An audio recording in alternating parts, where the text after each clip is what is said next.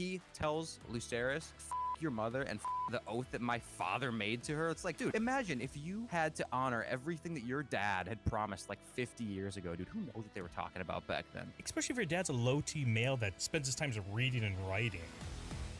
I want to talk a little bit about one of the most unappreciated characters we got in House of the Dragon. Borros Baratheon. We see him at the final episode in season 1 of House of the Dragon. He kind of looks like Ron Swanson, kind of mixed with Zach Galifianakis, right? Oh, yeah. And the moment you see him, are you kind of in a trance or was it just me? Oh, He's just kind of hypnotizing. Yeah, 100%. He is super underrated character. I mean, the man, as soon as you see him, you just get this alpha high T energy coming off of him. He's sitting on a stone throne without any cushion. He's basically begging for hemorrhoids. I don't think he has hemorrhoids. He's probably clenching the whole time. I bet his ass looks great. I don't think it's a dump truck back there because I bet it's solid muscle. It might even be taut and small, but that's okay. He's man spreading all the time. You know, a man doesn't need a huge ass. He's got the V taper, which this guy clearly does. If not in stature alone, I think that's totally acceptable. But this dude is one of the most based people, at least pound for pound, for screen time, right? We only see a little bit of this guy. He only has a few lines, and everything he says and does, to me, is pure gold from the start to finish. Yeah, it is gold. He's an alpha the whole time. He doesn't, you know what the best thing about him, too? He doesn't know how to read. How cool is that, dude? Just think of all the extra things he knows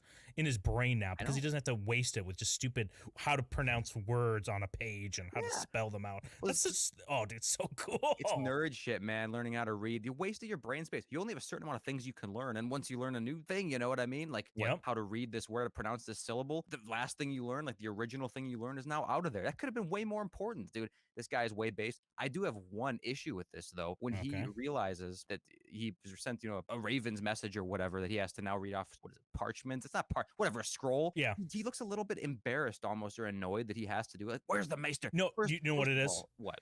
He's wondering, like, where the fuck is... I just told that maester to stand right here, and he's fucking gone. That probably is. He's like the butler in Sherlock Holmes. Where you going, Stanley? And he just starts kind of wandering off. You're like, get the fuck back over here, maester. It's true, because he is the maester, too. They show 2 seconds later. He's standing in a little crowd, and as soon as he says, where's the maester snaps. Like, oh, shit, that's right. I got to go over there. No, but maester looks around. He's like, wait, who's the maester?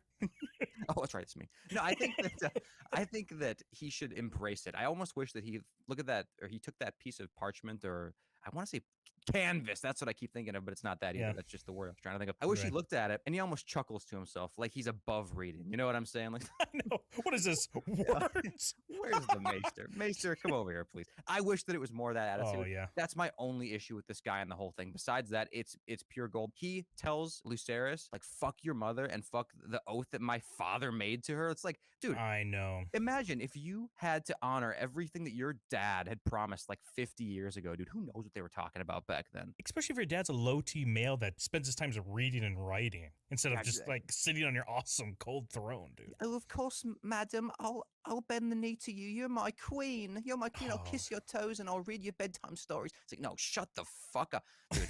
I don't want to believe that a Baratheon is fucking beta like that, but I know for a fact that Borros isn't. Zach Galifianakis Baratheon.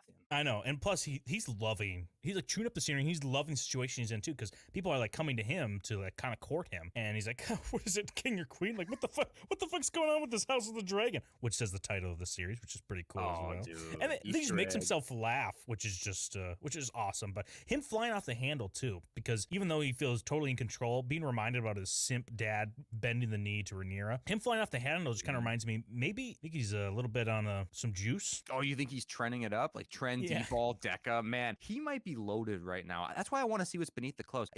Not in a gay way, just maybe in a gay way. There's not nearly enough. Well, maybe not yet. It might be gay. As soon as he it takes might it be off. gay. Yeah, I don't know. It's up in the air. But I would like to see more shirtless scenes with some of these dudes in the series because, like Daemon, for example, we saw him early on, and for Matt Smith, I guess he was decent, probably because of Morbius or whatever. But I want to see what all these other guys are packing, and I hope that they're jacked out of their minds. Aemond is maybe the only example of someone I don't want to see because I just know he's a twink, and that's disappointing.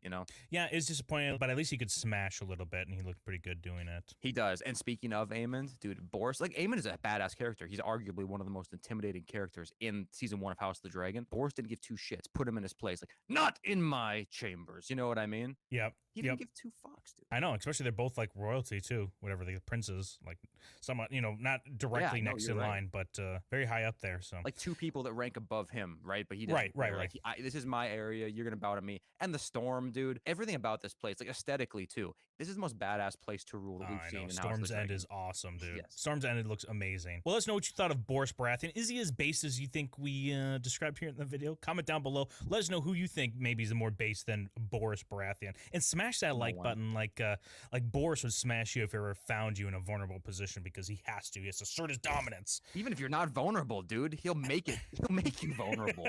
I'm just here hanging out with my kids, dude. Borros, you don't have to fucking fuck me over. Bend over, boy. Not in my house. Right. Okay, in my house. And subscribe if you want to see more content like this.